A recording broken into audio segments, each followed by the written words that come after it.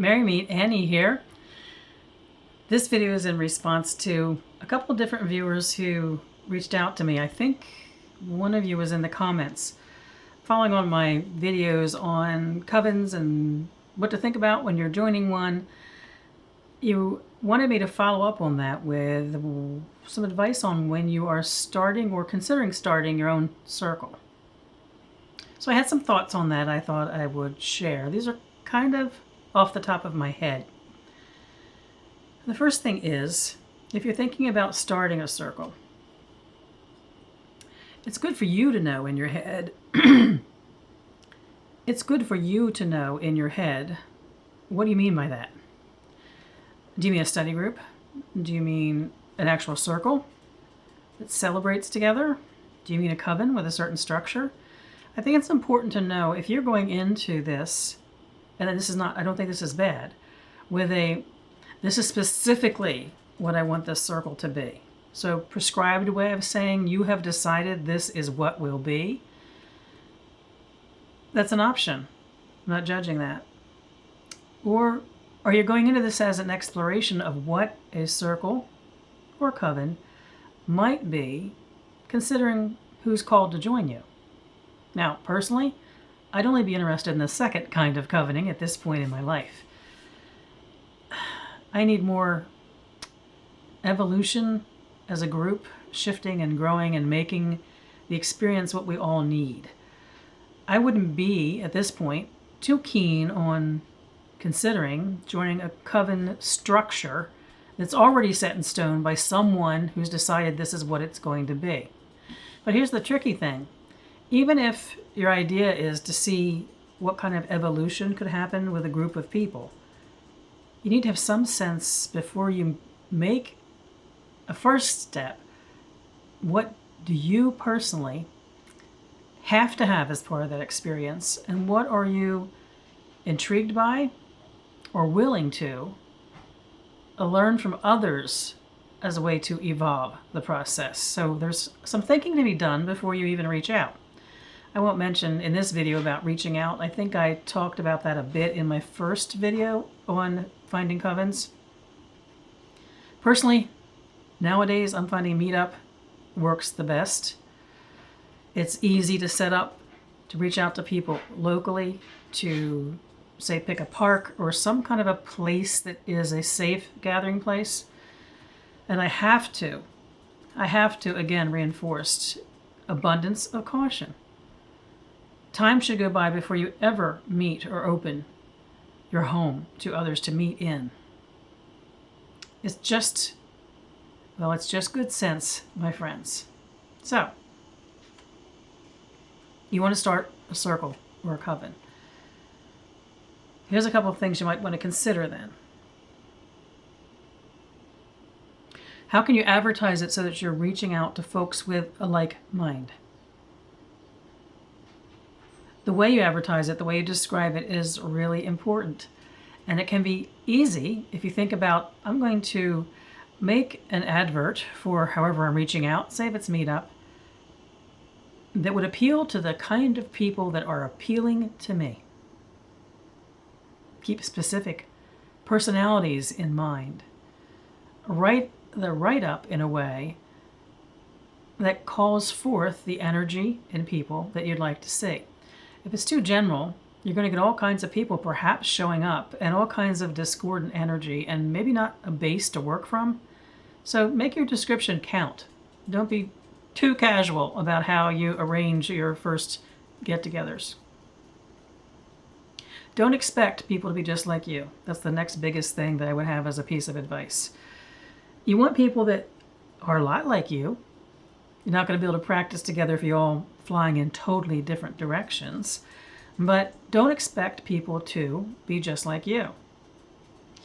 You'll probably have people from varying ages, different life experiences, perhaps slightly different paths. Even if you're naming yourselves as the same, you're probably going to have different experiences. So don't set yourself up for thinking, I'm going to hold a meetup group and I'm going to find 9 or 10 clones of me. First thing is, it'd be downright boring. Trust me, I've been in a group Not one of my covens, but a more casual group that was a bunch of me's. Blech. Not the best experience I've ever had. You don't want a group that's a bunch of yous. And don't expect them to be, is my advice. There's a balance between when you're giving thought to the possibility of a circle.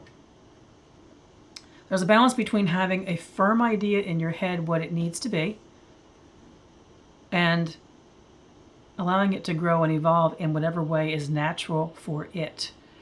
I think the important thing is you decide what are the core things that mean the most to you.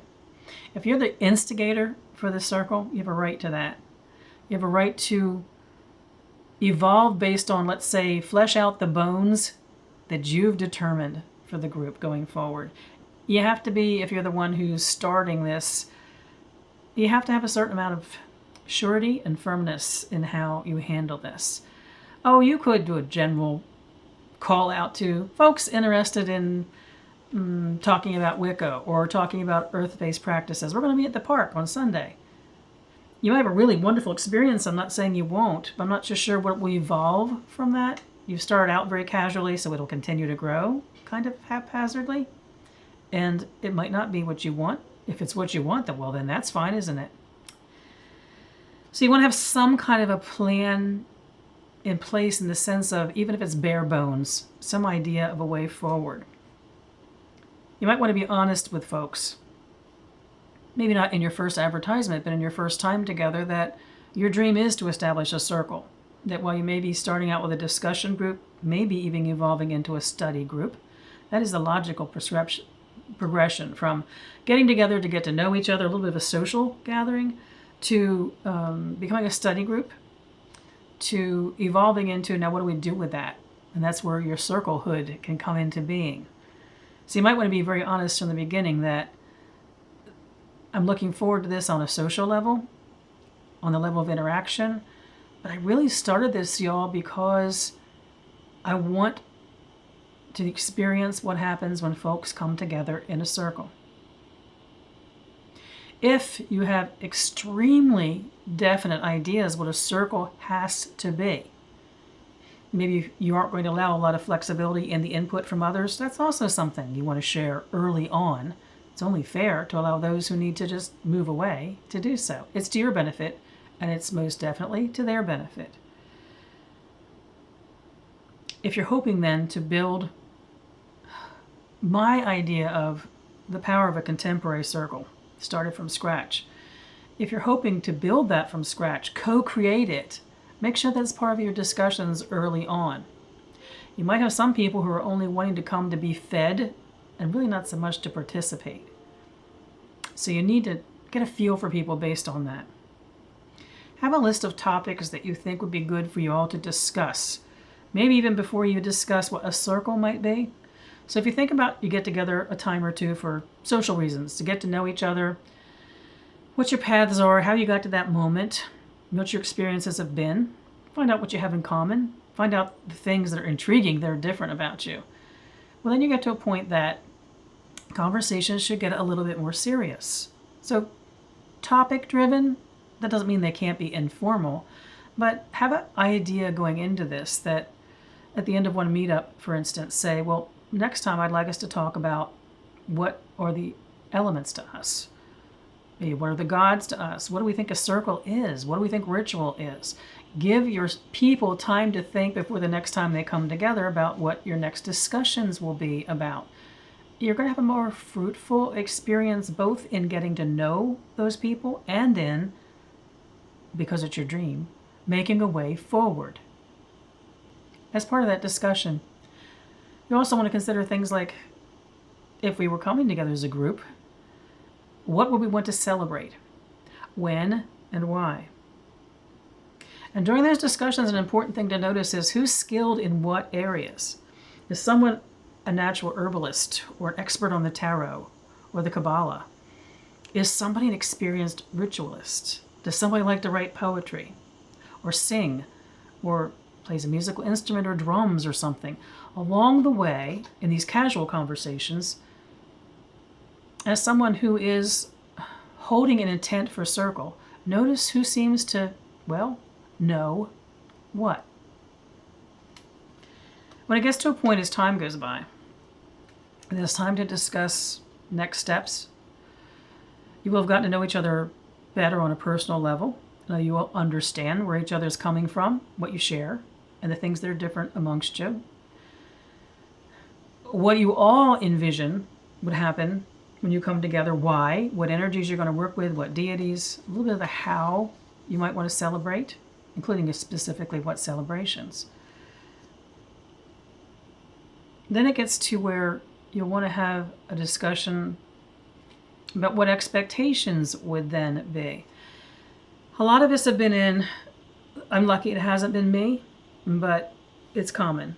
You get to this point in conversations with people, and you may have been meeting up for quite some time. And it seems like it's really, really good. And then it gets to a point where it's, if we're going to make this happen, what are some specifics around what we would like to happen? After all the time and effort you've put in, you could be in a room full of crickets at that point. And by that I mean that you put out there, okay guys, what's next? What can we come together to create? And if you've got a room full or a park full or whatever, people who just look at you like, then you have a decision to make. Do you want to be the energy that's responsible for maintaining the momentum of the group? Or is it that that particular group doesn't have the momentum to carry forth on its own? That's a rough one, guys, because you spent time with people, you may like them a lot, and you want to take something forward. But do you have it in you, if you're faced with the room full of crickets, to be the invigorating force? If you do, that's fine. I'm the kind of person that does. If I want to bring a circle together or I want to establish a coven, I have got the passion and the energy for that, but don't underestimate what a draw that is on you. The best case scenario is to have others. It doesn't mean every person you've been meeting with has that kind of energy or desire, but a good number of them should be. I call them stepper-uppers that will come right up beside you, stand beside you, and find a way forward. You want to talk about things like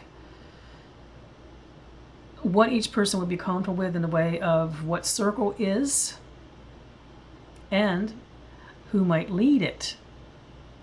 If you're coming into this that right along, you've made it clear, I'm going to be leading this, you probably need at least to consider broadening that. If you don't, your circle to be will be about you and your personality. Sometimes that works well when there is more than one person who's in that position of, say leadership, if not authority. But generally the problem can be, it can be too much about one energy, one center of the circle. I would be more interested in circles nowadays where, I'm not saying that it's bad if one person is always the priest and the priestess, and/or.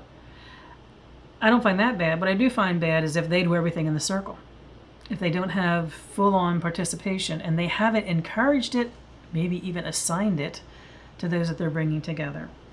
Another thing to consider before you actually decide, okay, let's try this coven thing, is how as a group are you going to learn and grow together going forward. Groups don't last very long in general. I think there was a study done one time that most groups don't make it past a year. I think your chances of lasting longer increase the longer you've been together, but the first year is really a rough one. One of the reasons they don't is it starts to be by rote. Okay, it's Samhain, so we have to get together and we have to do Samhain. And then, okay, it's Yule, we have to get together and we have to do Yule. There's not enough of opportunity for self-improvement, for improvement in who you are in community, for growth in every direction, the growth that's internal and the growth that expands you out and into the community that you've assembled around you. This is where I talked about earlier the importance of getting a feel early on for who knows what in the conversations you had earlier. There's a simple way for this to be a healthy learning and growing community. That person that knows how to drum well needs to do a drumming night for you every now and then. The person who understands tarot needs to be able to talk to y'all about tarot. The person who stones or healing or the Kabbalah. The person who is a poet, a ritualist. There needs to be a place in your way forward that all of the experts in your circle have their chance to bring that expertise to all of the others. It's a way you grow together, and it's a way you grow group mind. When it's time to begin, when you're about the business of, okay, let's get serious now. Here's one of the most difficult things you're going to face as the person who started the ball rolling. Not everyone who's been spending time with you may be a good fit going forward. There's the rub, my friends, for taking on responsibility for starting a circle, even if in the end that circle is very democratic in how it's run. All you need is someone in your presence who is a terrible fit to kind of doom what happens going forward. And that is not a reflection on that person. It's a reflection on the fact that this particular group is not probably, more than likely, the place for that person. And you're going to have the power. I don't mean power. I mean, you're going to have the personal gumption to handle that. Now, when your circle gets going, you may decide that there's a process you're going to set up for as a collective to handle problems like this. But since you started the ball rolling, up until the point you become a circle, I think you own it. I think you own dealing with it. I've had to have a couple of times difficult conversations with beautiful people that just didn't need to be in that particular group. Did it break my heart as well as theirs? Oh yes, it did. But my first allegiance had to be to the vision, to the dream I have for this circle and what it might be. It's not always easy. I think it gets easier after however much time goes by and you're ready as a group to see, okay, what's next? Then you need to have as many organizational meetings that you need to put in place. Here's what we're going to celebrate. Here's when we're going to celebrate. Here's our expectations around attendance and participation and sharing of, if not leadership, sharing of various roles in the circle. How will we handle it going forward when someone new wants to join us, or when we have to deal with a problematic individual within our circle? What processes can we set up? It's best, in my experience, to set up the processes before you actually get into ritual. And it just might take a meeting or two to do it, for everyone to agree. And in that, I want to say, too, I don't think I've ever been in this kind of process that everyone didn't always agree. But our agreement amongst each other was, we're going to put in stone, at least for the time being, these things that we're going to be as a circle. And we either need everybody who's part of this founding group to agree or to be comfortable accepting the majority decision. Again, you're still in the position of, you started this ball rolling and you are responsible for this more or less logical birthing. When the structure is set up, then you have the place to work from. And there'll be a lot of growing and changing and shifting of maybe how you do things or when you do things or what expectations are. But the biggest downfalls I've seen in the lack of duration in time, length of time for circles, is expectations aren't clear. Promises that are made on behalf of those expectations aren't held. In other words, people start not showing up or not showing up regularly or coming late or any of the things that really is, well, rudeness or disrespect to the circle. I also think circles fade when there's not consistency, there's not group focus, there's not the engagement of the energy at whatever level of every person who's part of it. And if there's not, as a group, a promise not only to ritual time, but growth time, time to study and explore and discuss, you become much stronger through those things, and your rituals take on more power, which makes you become a ritual junkie then. After you've had that Samhain ritual, you're like, okay, yum, is it Yule yet? I'm ready for the next one already. You need to have that kind of a passion and excitement, and honestly, you need it with everyone. You can't pull along the ones who don't have a similar passion. It has to be everyone who's involved. If it's not, your circle time will run out.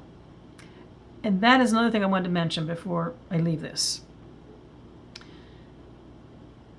If your circle doesn't take on the momentum that it needs, it's not your fault.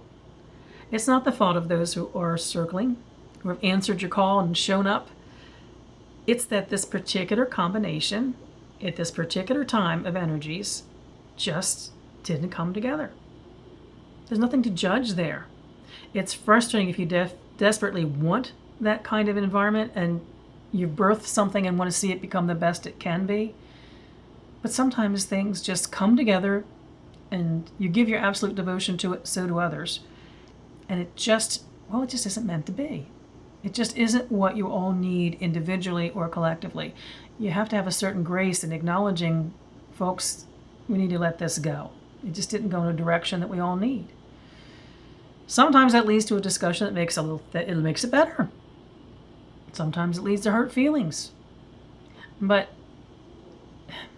there has to be maturity, emotional intelligence, let's say, in dealing with circles to connect to the reason for their being and the power of that, and holding the group collectively to that. And if it doesn't end up being something that matures into a length of time, that's okay. That's okay. It would still have been a very powerful experience, and you learned a lot from it. So I hope those things are helpful. They were the top of my head things I thought about. If you are considering doing this and you have specific questions, I love the topic, because for so many of us, the only way we're going to have a group is if we actually manage to get one together. Oh, another thing I wanted to mention, size. Don't worry about size. The Coven before I moved where I am now, 2 of us got together for 6 months. 2 of us.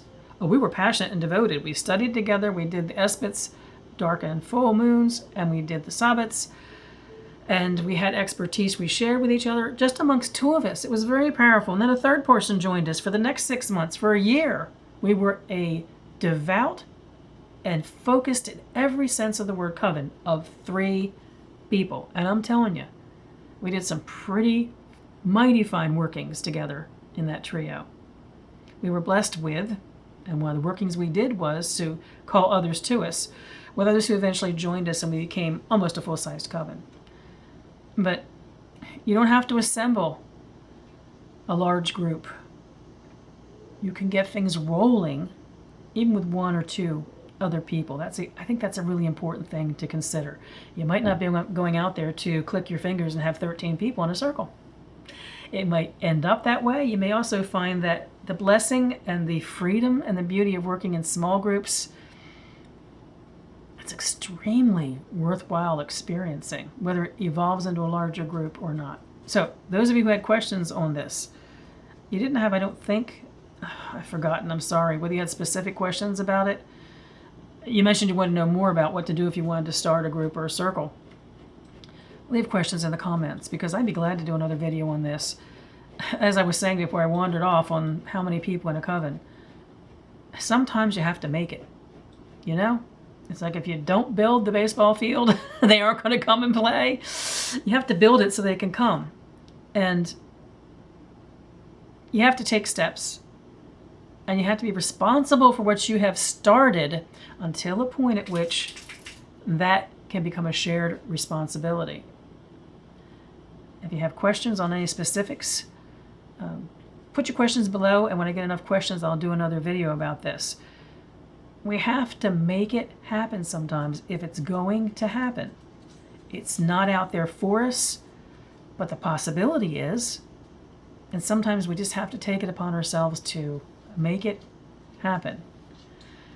And there's probably others in your area who are feeling just like you. I wish I could have a good conversation with somebody who is interested in the same things I'm interested in. That's a starting place. That's a powerful starting place. I hope this has been interesting for those of you who have mentioned this to me as a topic. I wish you all mirth and reverence. Mary Part.